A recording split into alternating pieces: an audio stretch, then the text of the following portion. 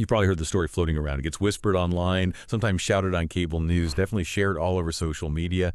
This really gripping, sometimes terrifying idea. This narrative of a secret, maybe centuries-old plan for Islamic global domination. A shadowy plot to dismantle Western civilization, replace it with an Islamic order. But the big question we have today is, well, is any of it actually true? So our mission here in this deep dive isn't just about saying, nope, not true. We want to really dissect it, like with a scalpel.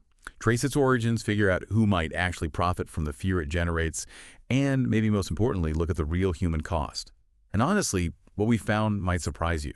It'll definitely challenge how you think about fear, truth, and, well, the stories we tell ourselves. Right. That's absolutely right. In times of chaos, times of uncertainty, simple answers for really complex changes are just incredibly seductive, aren't they? I mean, think about it. Globalization, huge economic shifts, rapid cultural changes, political upheaval. It creates this deep instability that's genuinely hard for people to process. And conspiracy theories like this one, they offer this neat package, a clear villain, right? A secret plot, an urgent threat. But it's more than just simplification. It's how they tap into our cognitive biases, They trick our brains into seeing patterns, especially patterns that confirm anxieties we already have about how fast the world is changing. And crucially, these narratives, they don't just pop up out of nowhere. They are engineered, they're marketed, they evolve, often with a very specific purpose behind them. Understanding that whole process is so critical if you want to see the world clearly. So this deep dive, it's not just fact-checking, it's about unraveling a whole campaign of fear, one that has genuinely shaped politics, shaped media, shaped countless lives. By picking this narrative apart, we can maybe better equip ourselves and you, the listener, to navigate all the misinformation out there and hopefully confront the real issues with a bit more clarity. Okay, so let's start peeling back those layers then. Where did this story, this idea of a coordinated Islamic plot to take over the world, where did it actually start? You mentioned it has these modern roots in a theory called Eurabia. Precisely. Yeah, Eurabia. That concept was really popularized by Giselle Littman, though she wrote under the name Bat Yor. Her book came out in 2005, Eurabia, the Euro-Arab Axis. Now, Bat Yor, she was an Egyptian-born Jew who emigrated to Europe, and you can kind of see how her personal experiences might have colored her views. Her claim was pretty stark, that European and Arab leaders were secretly, deliberately scheming to merge Europe with the Arab world. How? Well, through mass immigration, through supposedly higher birth rates among Muslim populations, through cultural concessions, all, she argued, with the end goal of Islamizing Europe, turning it into a kind of subordinate part of an Arab Islamic empire. And what's really unsettling, maybe chilling, is that this isn't exactly a new script, is it? When you dig into it, you see these weird echoes of older, nasty narratives.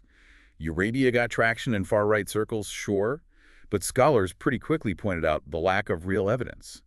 And also, its really striking similarity to the protocols of the Elders of Zion. Exactly. That infamous forgery, the anti-Semitic one from the early 20th century, alleging a Jewish global conspiracy. It's the same playbook, isn't it? A shadowy cabal pulling strings, playing on demographic fears, fear of being outnumbered, and this pervasive paranoia about losing your culture, about society collapsing. Wow. And then it seems like another layer gets added to this whole thing. Yes, another really dangerous layer, the Great Replacement Theory. This was coined by a French writer, Renaud Camus, in his 2011 book, Le Grand Remplacement. Camus argued quite plainly that white European populations were being deliberately replaced by non-white immigrants, particularly Muslims, and he claimed this was orchestrated by what he called replacist elites, people in government, in the media, academia, and that idea, that specific narrative, it just spread like wildfire globally. Took root in the US, Australia, elsewhere, fueling xenophobia, anti-immigrant hate, and sadly, sometimes leading to actual violence. Often when people talk about who's supposedly masterminding all this, Yeah. the Muslim Brotherhood comes up, right? Yeah. As the ones pulling the strings. That's a name you hear constantly. But why them? Well, partly because they're a known entity, they're transnational, but it's also based on a huge misunderstanding of their actual goals and influence. The Muslim Brotherhood, founded in Egypt way back in 1928, it's got a complicated history for sure. Social activism, political parties, even militant offshoots like Hamas. But this idea of a centralized global takeover directed from Cairo, it's just not based in reality. Their focus has historically been much more local political, social issues within specific countries, not some unified global conquest. So these theories are really built on shaky ground then. Absolutely. They thrive on cherry-picked stories, distorted facts. For example, you often see immigration stats wildly exaggerated to create this invasion panic. But the reality, according to Pew Research, is Muslim populations are around 5–6% in Europe, maybe 1% in the US. Significant communities, yes, but hardly a demographic tidal wave. And the birth rate thing, also overstated. Yes, some Muslim majority countries historically had higher rates, but those are declining globally, just like everywhere else, often linked to education and development.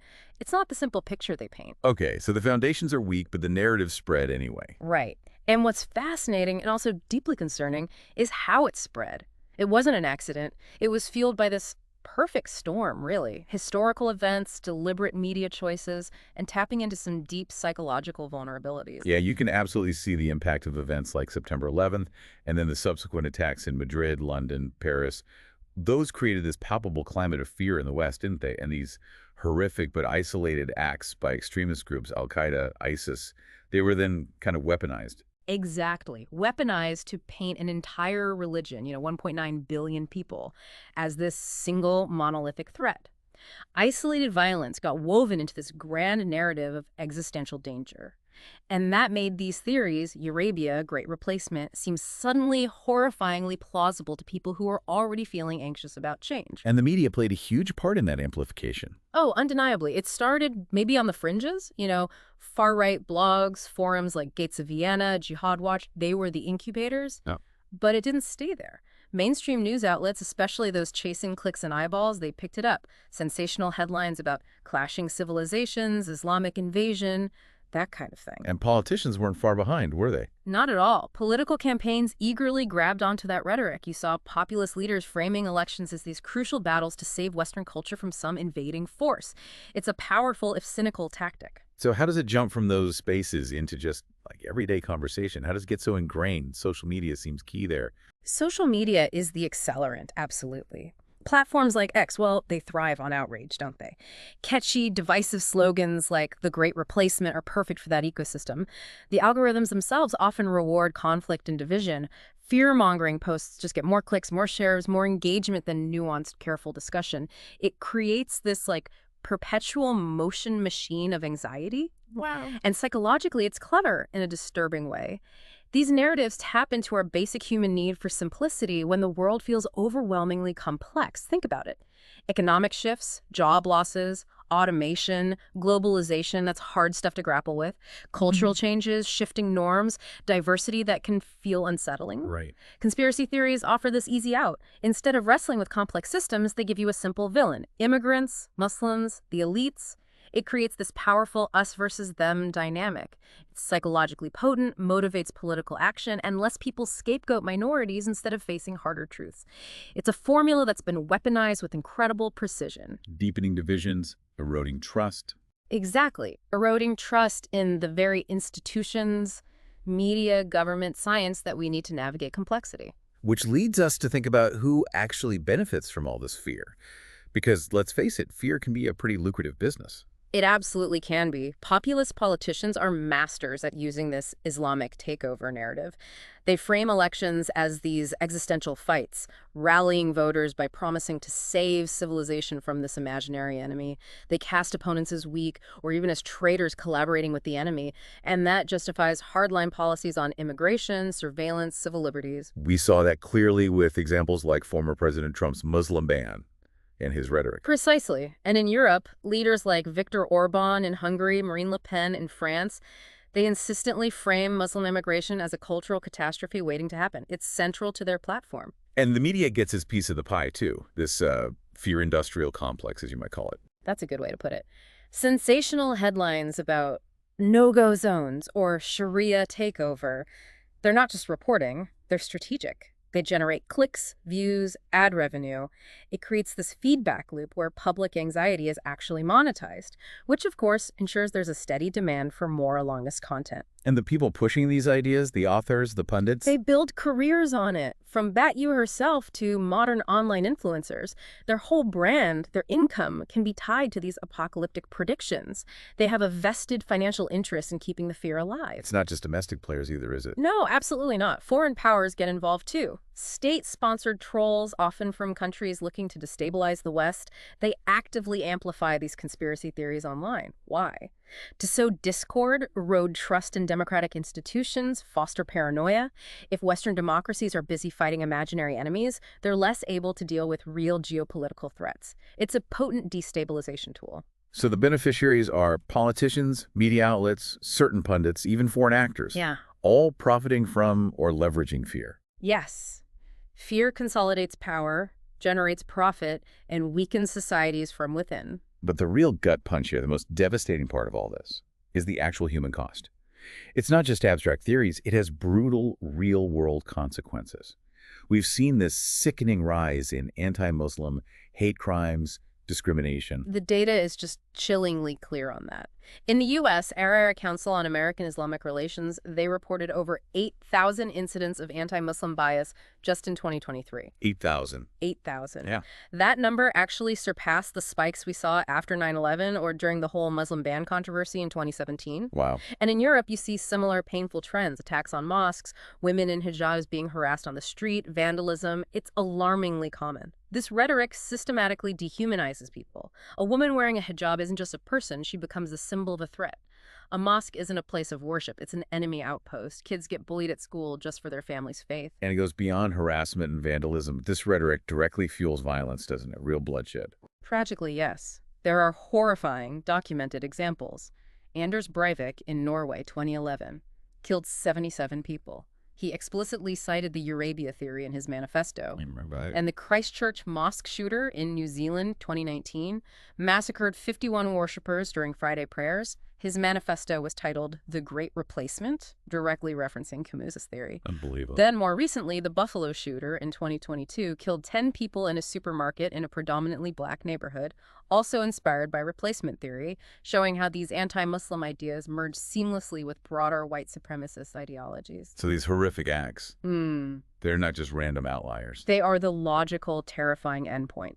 When you consistently paint an entire group of people as an existential threat, as less than human, violence becomes not just possible but predictable. So wrapping this up, where does this leave us? What's the big takeaway for you, the listener? It seems the broader lesson is that fear just fundamentally warps our reality. These narratives cripple our ability to handle complexity, to tell fact from propaganda, and maybe worst of all, to see the basic humanity in people who seem different. Absolutely. They thrive on that susceptibility to fear-driven stories. They simplify the world, yes, but at this devastating cost, the cost of truth, the cost of empathy. And it distracts us, doesn't it, from the real pressing issues we actually face: economic inequality, climate change, actual geopolitical instability. Exactly. The real threat isn't some fictional Islamic plot. The real threat is our own vulnerability to these incredibly deceptive narratives. So after digging into all of this, let's just state it clearly. Is there a secret Islamic plan for global domination? The evidence is just unequivocal. No, no such plan exists. What does exist is a very carefully constructed narrative of fear. It has identifiable authors, clear beneficiaries, and, as we've seen, devastating real-world consequences. It's really just a modern twist on a very old trick. Create an enemy to consolidate power, make money, and distract people from real problems. So the true threat isn't the plot, it's our own susceptibility. How easily these fear-based stories can take hold, erode critical thinking, erode empathy. Building resilience against that, well, it takes work. It requires critical thinking, better media literacy, and really a commitment to sticking to a shared reality that's grounded in actual evidence. And look, if you value this kind of evidence-based analysis, if you want to push back against divisive narratives, remember you can always find more great information like this by visiting Mind Expansion Daily. And hey, to support content like this deep dive, please just take a moment to like and subscribe to Mind Expansion Daily wherever you're listening right now. It really helps. And we also want to challenge you. Leave a comment. Do you agree with our summary of this really complex topic? Maybe you disagree. Let us know what you think. Yeah, definitely let us know. And beyond listening, we'd really encourage everyone, engage with primary sources when you can. Question those sensationalist claims you see online or in news. And maybe try to amplify voices that prioritize facts and humanity. That's how we dismantle these kinds of persistent myths. That's how we build a society that hopefully values truth over fear.